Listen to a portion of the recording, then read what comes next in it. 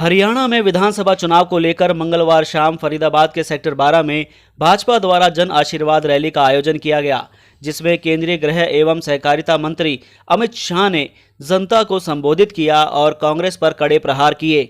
इस अवसर पर प्रदेश चुनाव प्रभारी एवं केंद्रीय मंत्री धर्मेंद्र प्रधान, प्रदेश चुनाव सह प्रभारी विप्लव देव, प्रदेश अध्यक्ष मोहनलाल बड़ौली, केंद्रीय राज्य मंत्री कृष्णपाल गुर्जर और भाजपा के सभी विधानसभाओं के उम्मीदवार उपस्थित रहे। इस मौके पर गृह मंत्री अमित शाह का मंच पर जोरदार स्वागत किया गया। आपको बता दें, इस जन आशीर्वाद रैली का आयोजन फरीदाबाद 89 विधानसभा क्षेत्र से विपुल गोयल के द्वारा किया गया।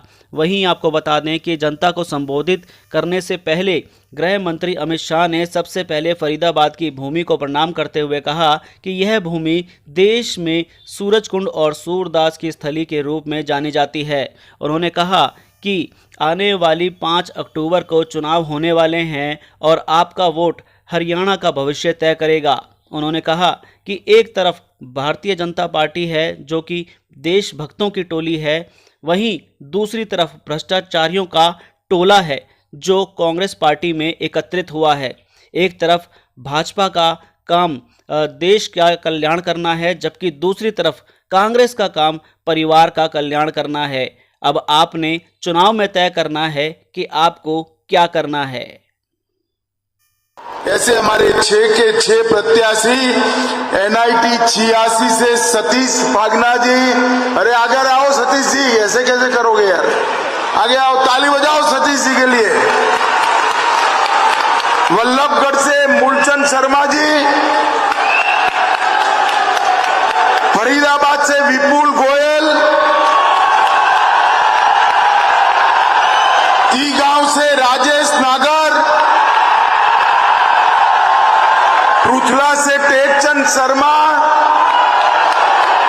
और बड़खल से दिनेश अदलखा जी। और आज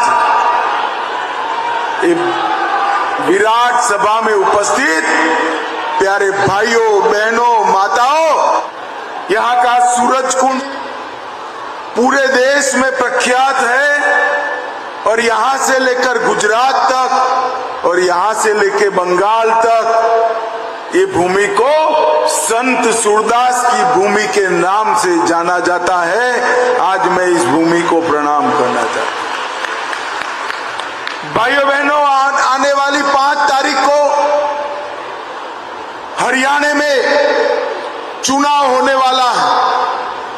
आपका एक वोट हरियाणा का भविष्य तय करने वाला है और 2 खेमे बड़े स्पष्ट दिखाई पड़ते हैं। एक और देशभक्तों की टोली ऐसी भारतीय जनता पार्टी है और दूसरी ओर भ्रष्टाचारियों का एक टोला जो कांग्रेस पार्टी में एकत्रित हुआ है। ये दोनों के बीच में आपको तय करना है। भाजपा भरोसेमंद है, कांग्रेस करप्ट। भाजपा का काम समाज कल्याण करना है, कांग्रेस का काम परिवार कल्याण करना है। हमारा संकल्प विकसित हरियाणा, विकसित भारत है। उनका संकल्प परिवार के पोषण करने का है। आप लोगों को तय करना है कि आने वाले चुनाव में क्या करना है। भाइयों बहनों, यहां अगर फिर से एक बार, तीसरी बार आप कमल खिलाते हैं तो OBC, दलित, किसान, सेना के जवान और खिलाड़ी, इस सभी के कल्याण का काम भारतीय जनता पार्टी की सरकार करेगी। भाइयों बहनों, जब आज मैं यहां आया हूं तब हरियाणा की जनता को बताना चाहता हूं, हमारा हरियाणा 3 बातों के लिए पूरे देश भर में जाना जाता है। एक तो सेना के हर जवान जो यहां से गए हैं, उन्होंने वीरता के बड़े परचम बॉर्डर पर गाड़कर हमारे देश को सुरक्षित करने का काम किया है। ये वीरों की भूमि। यहाँ के किसान ने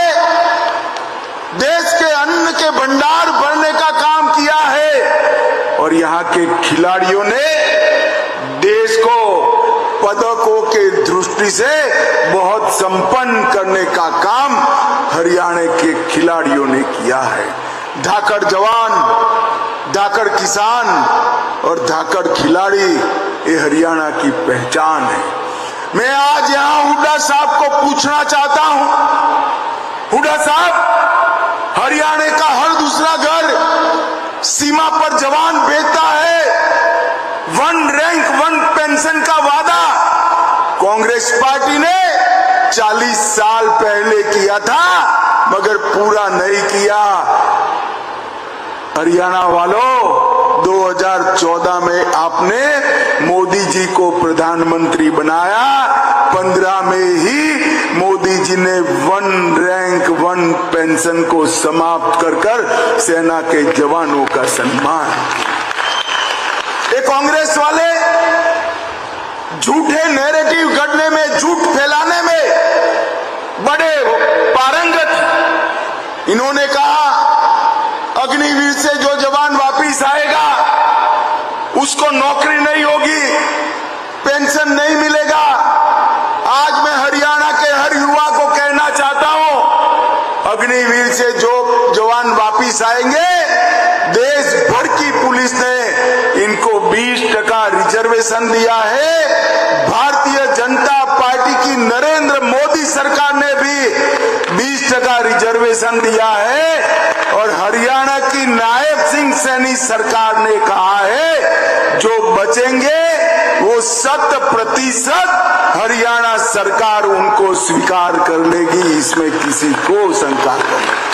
हुड्डा साहब, आप झूठ फैलाना बंद करिए और झूठ का व्यापार लंबा नहीं चलता है। भाइयों बहनों, अभी मैं कुछ दिन पहले टीवी देख रहा, हथीन से लेकर थानेसर और थानेसर से पलवल तक कांग्रेस की रैलियों में पाकिस्तान जिंदाबाद के नारे लगे। मुझे बताओ, आप सभी लोग बताओ, पाकिस्तान जिंदाबाद के नारे हरियाणा की भूमि पर लग सकते हैं क्या? अरे जोर से बोलो, लग सकते हैं क्या?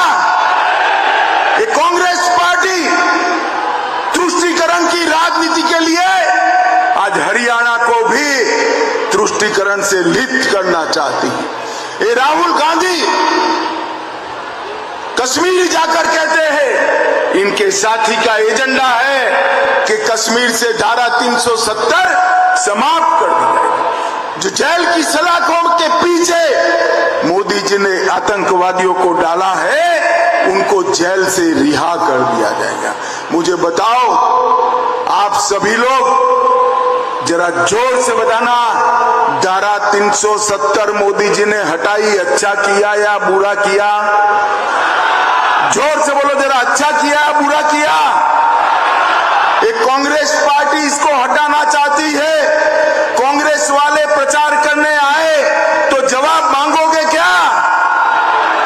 आज मैं यहाँ की हरियाणा की वीर भूमि से कहना चाहता हूँ, राहुल बाबा, कितना भी जोर लगा दो, जब तक भारतीय जनता पार्टी है, धारा 370 को कोई वापिस नहीं ला सकता, कोई वापिस। अरे हम तो वो पार्टी है जो हमारा जम्मू कश्मीर छोड़िए, पाकिस्तान के कब्जे में जो भी कश्मीर है वो भी हमारा है, ऐसा मानने वाली हम पार्टी। भाइयों बहनों, 10 साल पहले का हरियाणा आपको याद होगा। एक सरकार आती थी तो भ्रष्टाचार बढ़ जाता था, दूसरी सरकार आती थी तो गुंडागर्दी बढ़ जाती थी। 10 साल में भारतीय जनता पार्टी ने भ्रष्टाचार और गुंडागर्दी दोनों को समाप्त कर हरियाणा को विकास के आगे रास्ते पर चला है। मुझे बताओ, इतने सारे युवा बैठे हैं, खर्ची और पर्ची के बगैर नौकरी मिलती थी क्या? जोर से बताओ, मिलती थी क्या? अब देनी पड़ती है खर्ची या पर्ची। अब नौकरी डाकिया लेकर घर पे आकर आपको अपॉइंटमेंट का लेटर दे देता है, ये भारतीय जनता पार्टी का काम। भाइयों बहनों, अभी मैं दिल्ली से आ रहा था, एयरपोर्ट पर मेरा हेलीकॉप्टर लेट हो गया, मुझे लोहारू जाना था। इतने में एक पत्रकार का फोन आया कि अमित भाई क्या करोगे हरियाणा जाकर।